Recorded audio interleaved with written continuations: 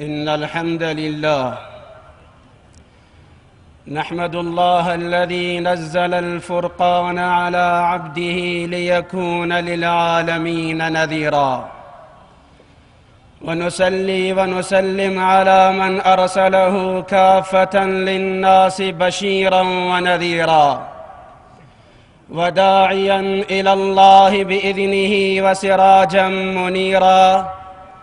صلى الله تبارك وتعالى عليه وعلى آله وصحبه وسلم تسليما كثيرا. أما بعد، فأعوذ بالله من الشيطان الرجيم. كتاب أنزلناه إليك لتخرج الناس من الظلمات إلى النور. وقال عز وجل: هو الذي أرسل رسوله بالهدى ودين الحق ليظهره على الدين كله وكفى بالله شهيدا. وقال الرسول عليه الصلاة والسلام: مرحبا بطالب العلم. وقال عليه الصلاة والسلام: يا قبيصة، ما مررت بحجر ولا شجر ولا مدر إلا استغفر لك.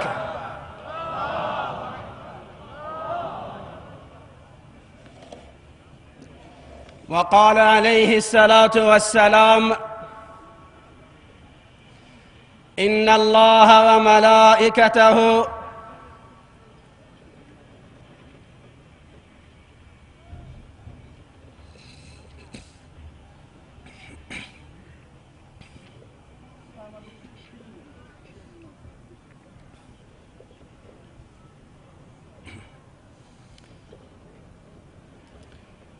وقال عليه الصلاة والسلام: إن الله وملائكته ومن في السماوات ومن في الأرض حتى النمل في جحرها والحوت في البحر يصلون على معلم الناس خيرا، أو كما قال عليه الصلاة والسلام.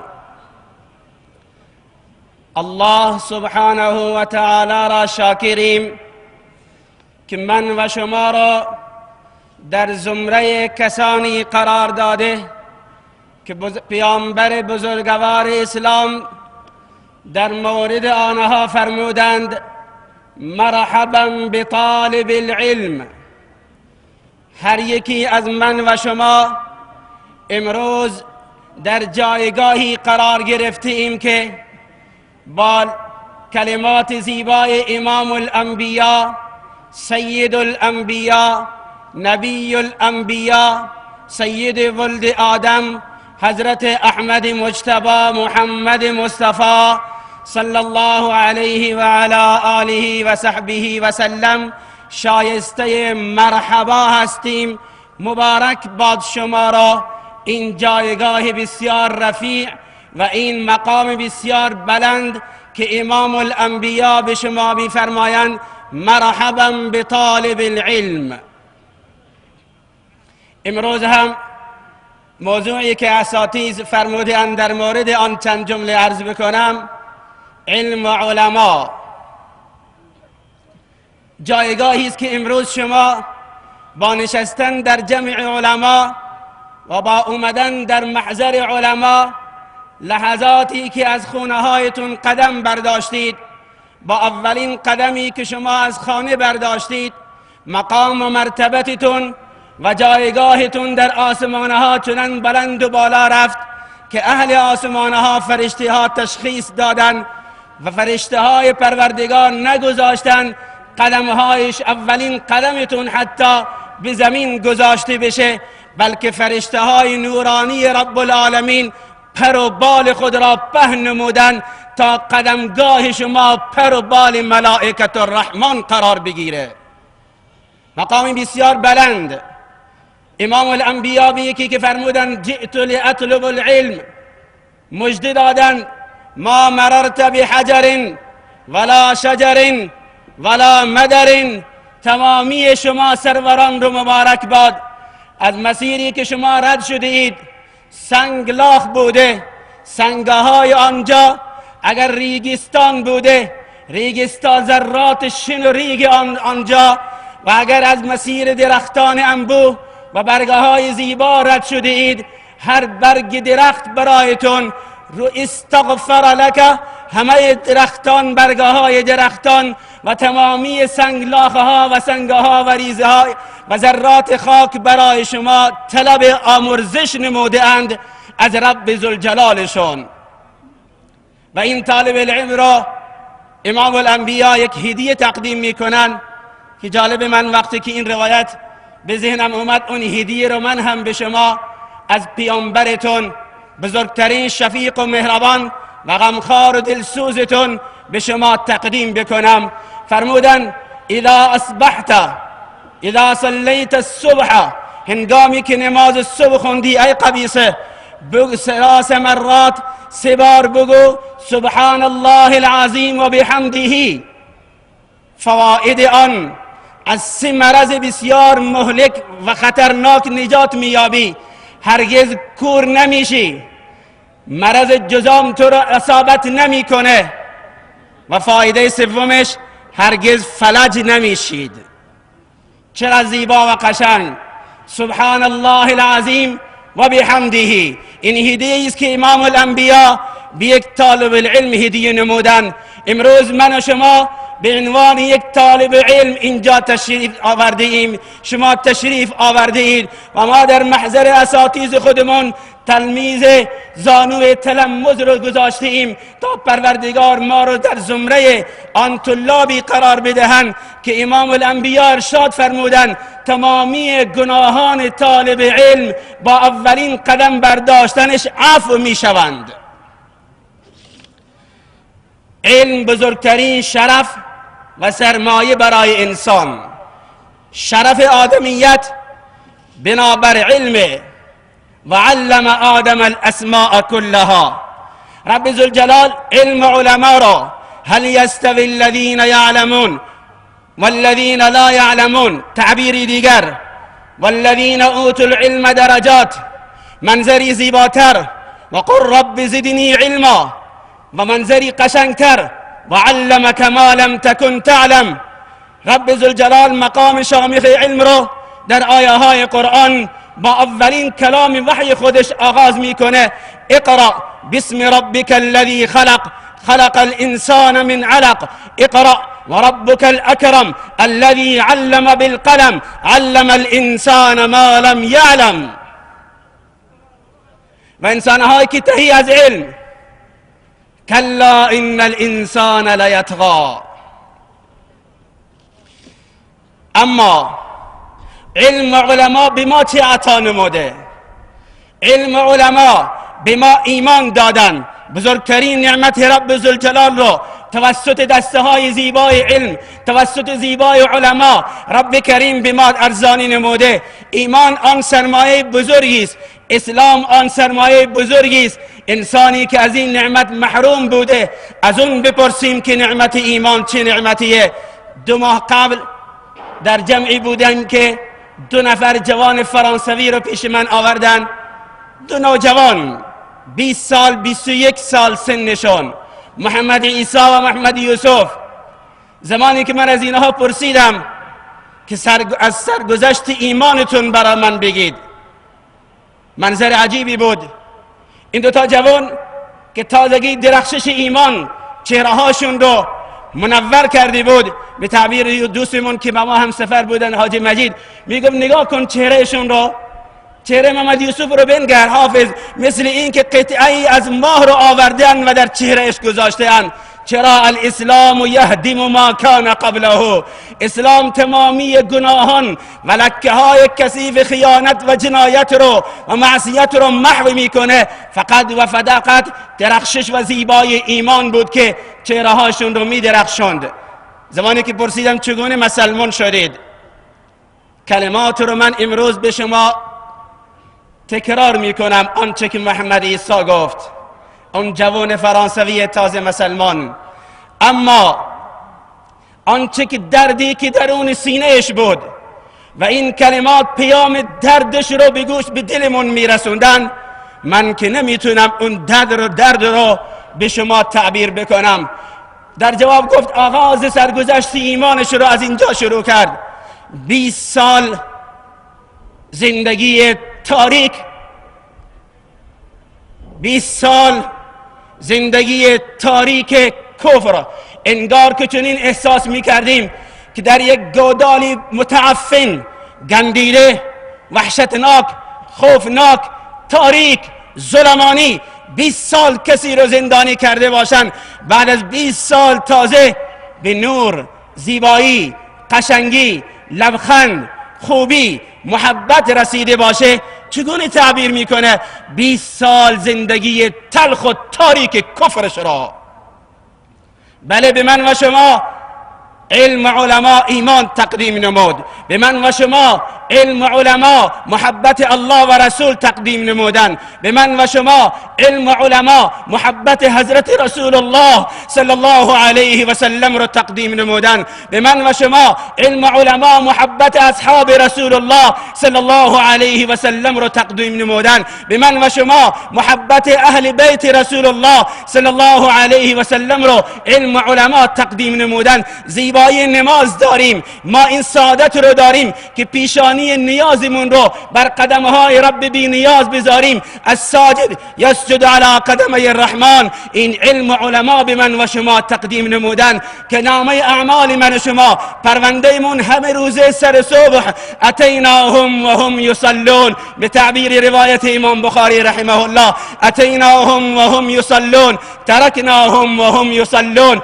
این منظر زیبای پرونده و اعمال نامه سر صبح ما شما که این قرآن الفجر کان مشهودا، چه منظری است که الحمدلله رب العالمین بر زبان بنده میاد و فرشته ها می نویسن و رب ذوالجلال جواب میده حمدنی عبدی الرحمن الرحیم. اینجا بر این رقمات و این کلمات زیبا بر لبهای بنده نقش میبندن. رب ذوالجلال جواب میده اثنا علی عبدی الرحمن الرحیم. جواب یاد مجدنی عبدی. چه پرونده زیبا و قشنگی است که برای من و شما علم و علما این رو به ما تقدیم نموده. ما امروز نماز داریم از علم و علما، روزه داریم از علم و علما، حج داریم از علم و علما، زکات داریم از علم و علما، جهاد داریم از علم و علما. تمامی نعمتهای رب ذوالجلال توسط زیبای دسته های علما و نعمت علم به من و شما تقدیم شده. بله، علم و علما به من شما و قشنگی یاد الله را تقدیم نمودن.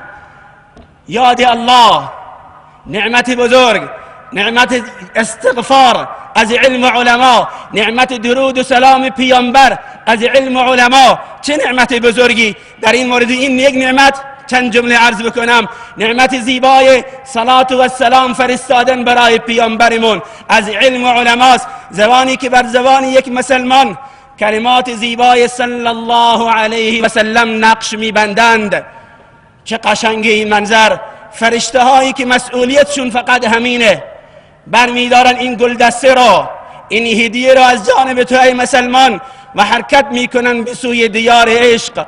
از ریگزاره ها رد میشن، از کوهستان ها رد میشن، از دریاها رد میشن تا این که میرسن به اون شهر زیبای مدینه، به گنبد خضرا و تقدیم میکنن به امام الانبیا فلان امتی تو امروز روز پنجشنبه در جلسه مکی زاهدان اونجا نشسته و تابلو زیبایی بالای سرش میدرخشه که من طالب علمم، من با علمایم محبت دارم. یا رسول الله فلان امتی تو، فلانی فرزند فلانی این هدیه سلام و درود رو برای تو تقدیم نموده. و امام الانبیا در جواب میفرمایند و علیه السلام. به من و شما امام الانبیا جواب صلات و السلام رو تقدیم میکنند.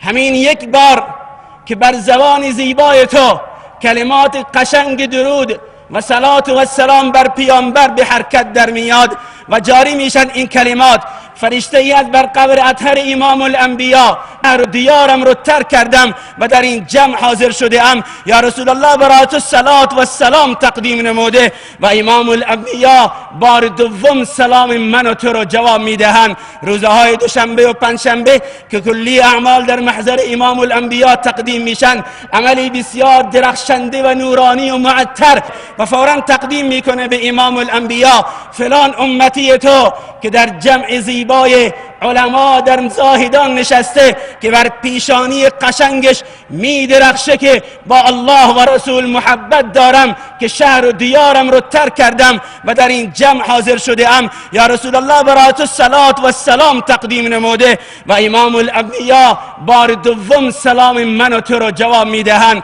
روزهای دوشنبه و پنجشنبه که کلی اعمال در محضر امام الانبیا تقدیم میشن، عملی بسیار درخشنده و نورانی و معطر در نامه اعمال من و تو به امام الانبیا عرضه میشه که بار سوم امام الانبیا جواب صلات و سلام من و تو رو عطا میکنن. و رب کریم مولای رحیم و مهربان من صلی علی واحدا صلی الله علیه عشرا، یک بار لبهایت با صلی الله علیه و آله و صحبه و سلم به حرکت در اومدن 10 بار رب ذوالجلال به تو جواب عطا میکنه. بله، علم و علما به ما اخلاق زیبای اسلامی دادن، علم و علما به ما تقدیم کردن خدمت پدر و مادر، محبت پدر و مادر را. چه نعمتیه. دوستمون شیخ جوهنی یکی از فوتبالیست های بسیار معروف سالهای 1977 میلادی در انگلستان و لندن که در روزنامه ها عکسش میشه چاپ میشد، الان یکی از دعوتگرای لندنه، تعریف میکرد که ما در لندن قدم میزدیم، به دوستان مسلمان گفتن بریم به خونه سالمندا، گفتن اینجا که مسلمان نیست، به هر حال مظلومن، دل شکسته‌اند، بریم نزدشون. وقتی که وارد شدم یک انسان بلند چارشانه و با قدی بلند، هیکلی درشت، یکی از دانمارکی ها بود، با چشمای آبیش با یک لحن تندی با من پیش اومد. اینجا چه کار میکنی؟ شما مسلمانه ها مسنه های خودتون را هرگز پیش ما نمیاریم. ما گفتم که ما که کسی که مسن بشه اونو نمیبریم خونه سالمندا. چه کار میکنید؟ بعد من فرصتی رسید که بر الوالدین، نیکی برای پدر و مادر را، آیه های قرآن تقدیم کردم براش، احادیث امام الانبیا رو تقدیم کردم که ما پدر مادر برایمون بهشت مونه، سعادت دو جهان مونه، زیر قدم های مادر بهشت رو رب ذوالجلال، یعنی خوشی و سعادت دو جهان رو قرار داده. رضا الرب فی رضا الوالد و سخط الرب فی سخط الوالد. چنان جایگاه و مقام و مرتبت بالایی پدر داره نزد ما هرگز او رو به خونه سالمندان نمیبریم. میگه من 45 دقیقه باش صحبت میکردم، وقتی که سخنهای من به پایان رسید سرش رو گرفته بود، میگه به من بگو که چگونه مسلمان بشم، و من بهش تلقین کردم لا اله الا الله محمد رسول الله و مشرف به اسلام شد. علم و علما به ما تقدیم کردن اخلاق را، عفو را، قلبهای من رو بشکافن بنگرن جهانیان که ما خیرخواه همه هستیم، ما بدخواه کسی نیستیم در جهان. حتی کسانی که با تمام نیرو و قوا و اسلحه های خودشون و لشکرهایشون حرکت کردن تا به تعبیر خودشون و به زعم فاسد خودشون و به گمان و خواب خودشون ما رو نابود بکنن، اما فریاد قلب ماست که همه شما کلمه لا اله الا الله بخونید تا در دو جهان سربلند و خوشبخت بشید.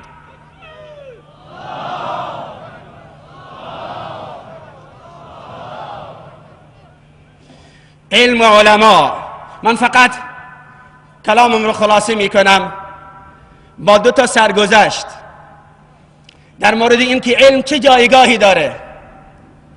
اولین سرگذشت به این معنا که باطل همیشه سعی و تلاش میکنه ای امت اسلام که من و شما رو از علمای خودمون جدا کنه، بیان مردم، قشر عمومی مردم و علمای ربانی فاصله ایجاد بکنه. فاصله در میان ما و علما به معنی فاصله در میان مردم و دینه، فاصله در میان مردم و علما به معنای فاصله در میان مردم و الله، و فاصله در میان مردم و علما به معنای فاصله بیان مردم و خوشبختی و سعادته. باطل این رو خوب میدونه. من هرگز نمیتونم بر ملت ها طاق زنجیر و عبدیت و غلامی رو بذارم تا زمانی که اینها با علماشون ارتباط دارن. تمام سعیش رو برای این بکار میبره بزرگترین سرمایه گذاری رو و بزرگترین نیرنگاه هایشون رو در این هدف بکار میبرن که در میان مردم و علما فاصله ایجاد بشه. سرگذشت مختصری براتون تعریف کنم. یکی از علمای هند معروف به نام شیخ الهند محمود الحسن، بلکه دوستان آشنا باشن با تفسیر که اکثر هم آشنا هستن، تفسیر کابلی که به زبان اردو به تفسیر عثمانی معروفه و علما معتقدن علم لدنی این مناظر زیبای تفسیر رو به کار آورده. این شخصیت زمانی که از دنیا تشریح میبرن خدا بهش چهره زیبایی داده بود، اما به برکت این که حدیث تدریس میکرد، نظر الله امرأ سمع مقالتی، دعای امام الانبیا زیبایی و چهرهش رو بسیار زیباتر و قشنگتر نموده بود. و هنگام رفتن از جهان وقتی که لا اله الا الله بر لبه های انسان به زینت میبخشه، زیبایی چهره انسان اضافه تر میشه. در روایت داریم که عزرائیل فرشته مرگ هنگام اذان توجه میکنه به سوی انسانها. چه کسانی به سوی نماز حرکت میکنن، هنگام مرگ عزرائیل فرشته موت خودش اینها رو تلقین لا اله الا الله میکنه و زمانی که لا اله الا الله بر زبانشون جاری میشه، سه نعمت در روایت داریم: زیبایی چهره، رفع شدن سختی و سکرات موت، سوم مناظر قشنگ و زیبای بهشت براش روشن و واضح و نمودار میشن، آشکار میشن. این بزرگوار با سه تا زیبایی بعد از اینکه از دنیا میره، مردم میان در مناطق هند میان چهره ها رو میبینن. هر کسی که این چهره زیبا که سه تا زیبایی قشنگ داشت میدید به زبانش میومد علمای ما چقدر نورانی و چقدر با خدایان. ما از این به بعد ارتباطمون رو با علمای خودمون مستحکمتر میکنیم. این زمزمه بین مردم بود.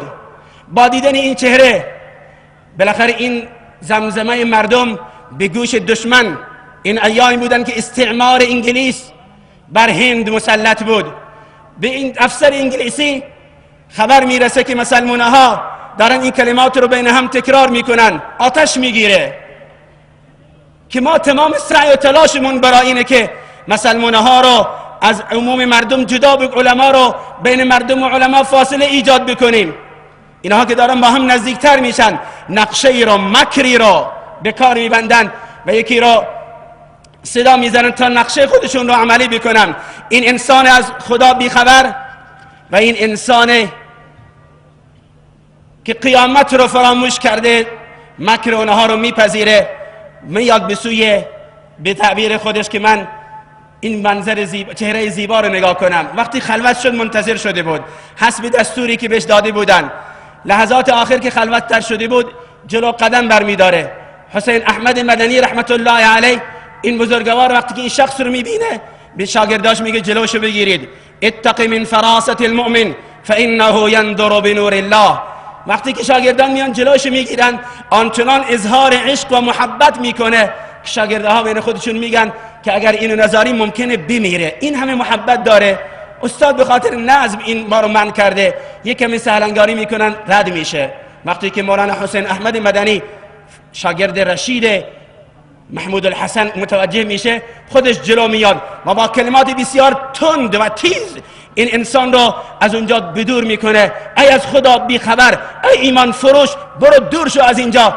وقتی که این دور میره، شاگردها که ادب داشتن اما نگاهشون سوال داشت، به زبان به ادب بودن، حرف نمیزدن اما نگاهشون سوال داشت. استاد محترم چرا این انسان رو با این کلمات تند توبیخ کردی؟ اول میگذاشتی چهره رو زیارت میکرد و نمیگذاشتی، چرا با کلمات تند او رو از اینجا دور کردی؟ فرمودن من سوالتون رو از چشماتون میفهمم، برای اینکه شما جواب سوالتون رو بگیرید و از مکر دشمن آگاه باشید، برید این شخص رو تفتیش بدید، جلوشو بگیرید. وقتی که اومدن تفتیش دادن، از جیبش یک شیشه بیرون اومد که یک ماده سیاه رنگ داشت. پرسیدن این چیه؟ در جواب گفت که حقیقت رو بپرسین، من الان توبه کردم. وقتی که مولانا من رو تهدید میکرد متوجه شدم که با فراست ایمانی خودش تشخیص داده حقیقت اینه که دشمن انگلیس منو فریب داده، مبلغ بزرگی در اختیار من گذاشته و وعده داده که مبلغ چند برابری دیگر به من هنوز بدهن و این مکر رو من برم اجرا بکنم. این ماده ای داره سیاه رنگ اسید مانند، به هر جای بدن اصابت بکنه هرگز سیاهی اون رفع نمیشه. به من دادن که به بهانه بوسیدن چهره زیبای استاد بیام و این ماده سیاه رنگ و کثیف رو بر چهره زیبای استاد بذارم تا چهرهش سیاه بشه و یک جمعی دیگر رو اونها برای این کار آماده کرده بودن که بین مردم بگردند و بگن ای مردم ببینید علمایتون رو که در دنیا سیاه رو شدن، و با این مکرشون بین مردم و آحاد مردم و علما فاصله ایجاد بکنن و این کان مکرهم لتزول منه الجبال. اما پس ما این رو از اعماق قلبمون و با قطرات اشکمون به ربمون التماس بکنیم پروردگارا از تمامی مکر دشمنان و حیله دشمنان که میخوان در میان ما و علما و علم فاصله ایجاد بکنن، ما رو از تمامی اون مکر اونها محفوظ بگردان.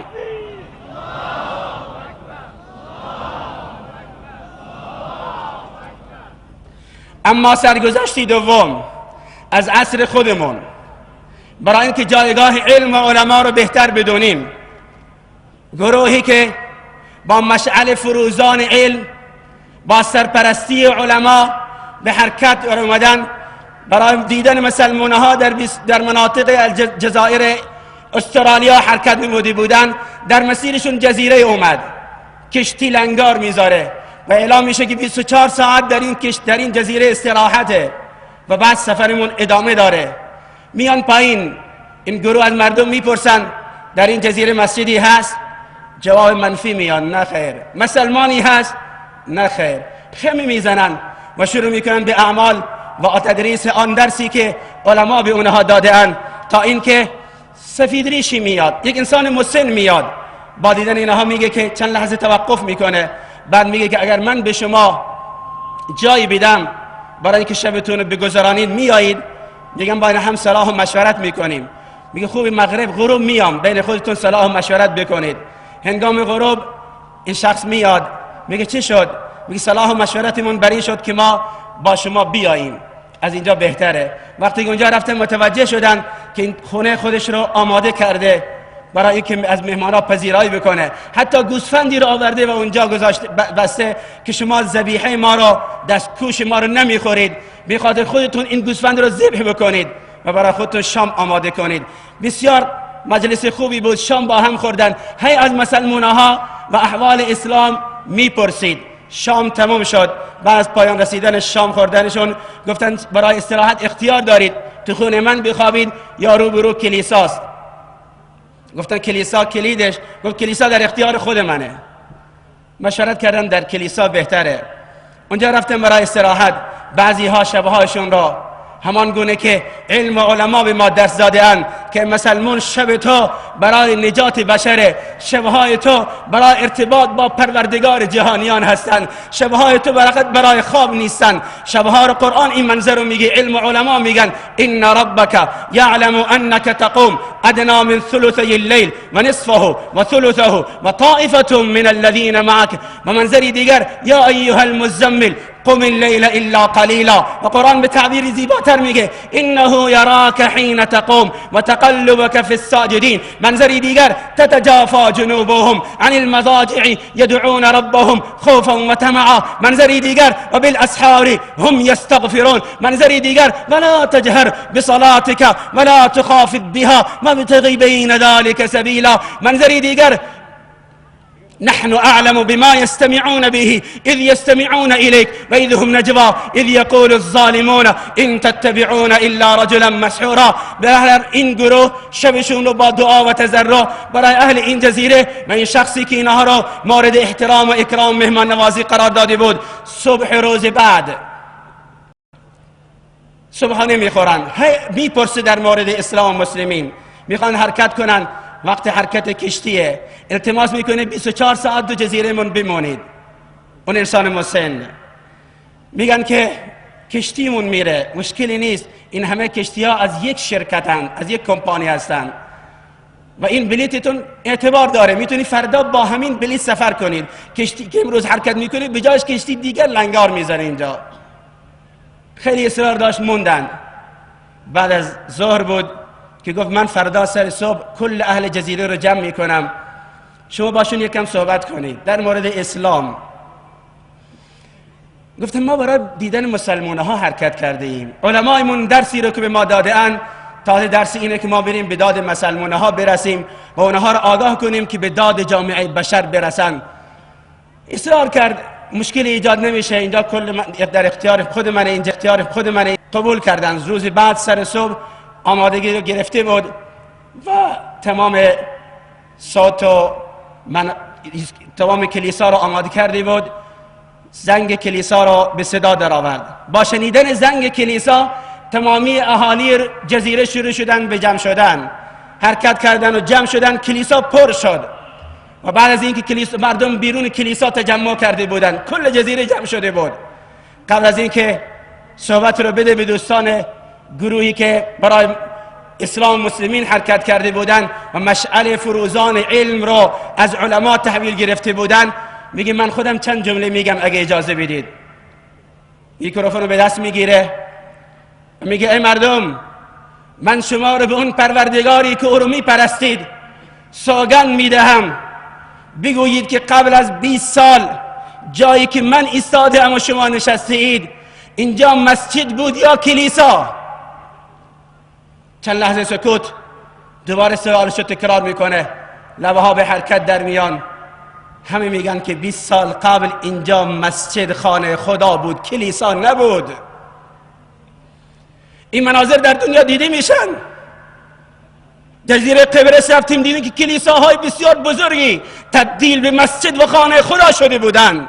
امروزی هم ما در فرانسه شاهد اینیم که نه صدها کلیسا، بلکه کلیسایی که در زمان جنگ‌های صلیبی از اونجا مسیحی‌ها لشکرهاشون رو آماده می‌کردن و برای جنگ علیه مسلمان‌ها و صلاح الدین ایوبی می‌فرستادن، بحمد الله ثم الحمدلله امروز آن کلیسا هم تبدیل به مسجد خدا شده است.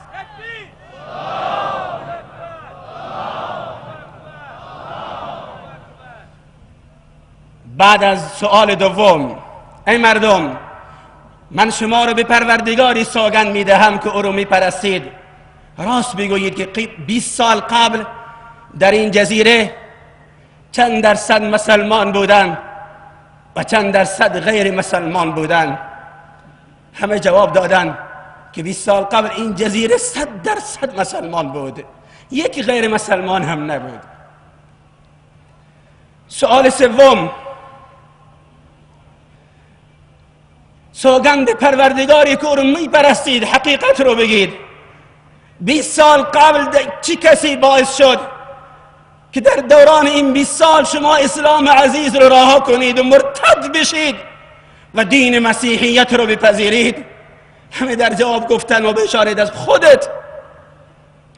قطرات اشکش میچکیدن و غیظ گلویش رو گرفته بود، چهرهش رو به توی اون دعوتگرا میکنه و کسانی که مشعل دعوت رو و مشعل علم رو، مشعل فروزان علم رو از علما تحویل گرفته‌اند و بهشون میگه که این همه حقیقته.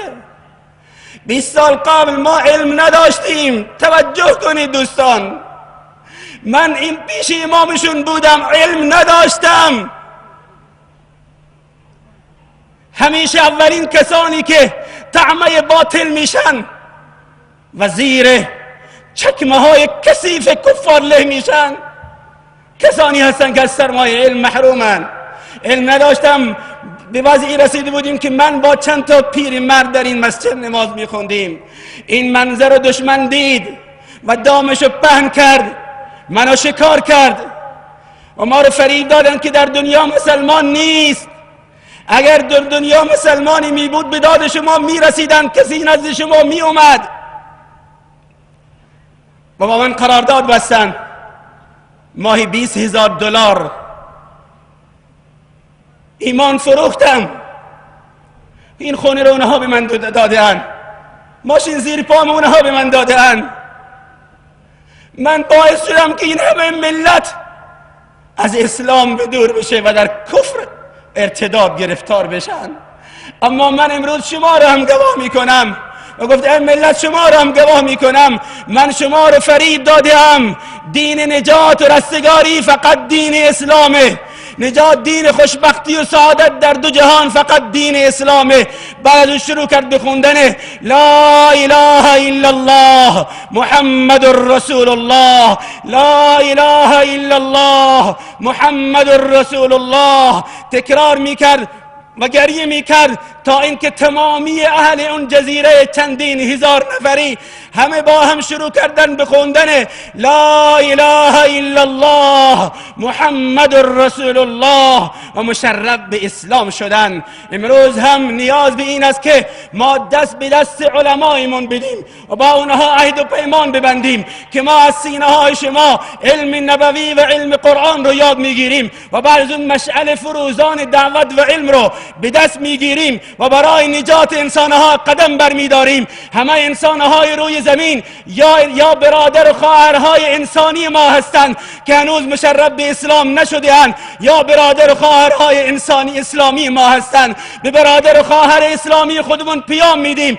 ای مسلمان، تو برای نجات انسانها اومدی. زندگی تو برای خودت نیست، زندگی تو برای همه انسانهاست.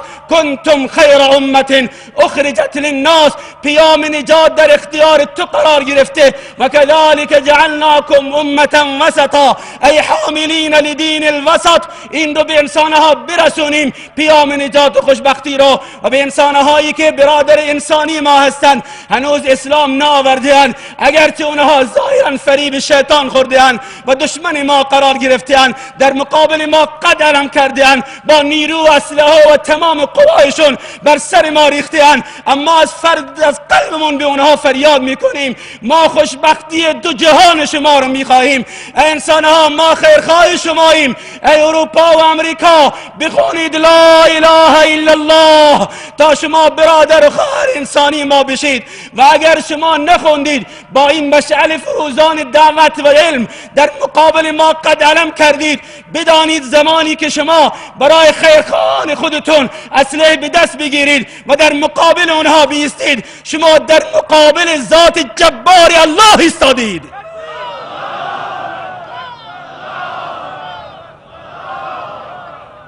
و تاریخ گواهه که کفر به خاطر کفرش قهر و غضب خدا برش ناومده. هر زمانی که کفر اشتباه کرده و در مقابل خیرخواهان خودش قدم علم کرده، قهر و غضب خدا رو به جوش آورده و اسباب هلاکت و بربادی اونها فراهم شده اند. ما به همه انسان، برای همه انسانها غمخوار و دلسوز و همدردیم. ما خیر همه رو میخواهیم و ما برای از کسی انتقام شخصی نداریم. سیدنا علی کرم الله وجهه زمانی که مشرکی را به زمین انداخته‌اند و میخوان او رو کارش رو تمام بکنن، در همین لحظات اون مشرک آب دهانش رو به چهره زیبا و قشنگ امیرالمؤمنین میاندازه. سیدنا علی فوراً از جاش بلند میشه و میگه که میگه چرا منو نکشتی؟ من این حرکتو کردم تا منو زودتر تمام کنی. فرمودم ما با تو دشمنی نداریم، تو با رسول و خدا و رسول دشمن بودی، به این خاطر ما با تو دشمن بودم. زمانی با این حرکت تو اغراض نفس من اومدن، ما که برای خودمون انتقام نمیگیریم. انسانها بخونید لا اله الا الله، الاسلام یهدم ما کان قبله.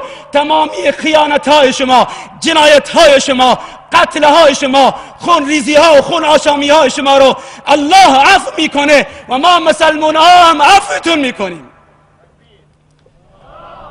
پس این پیام این جلسه علم و علما و بزرگترین پیام علم و علماست که ما خیرخواه، شفیق، غمخوار، دلسوز برای همه انسان ها باشیم، اما محبت، مودت، دوستی فقط و فقط با مؤمنین و مسلمین.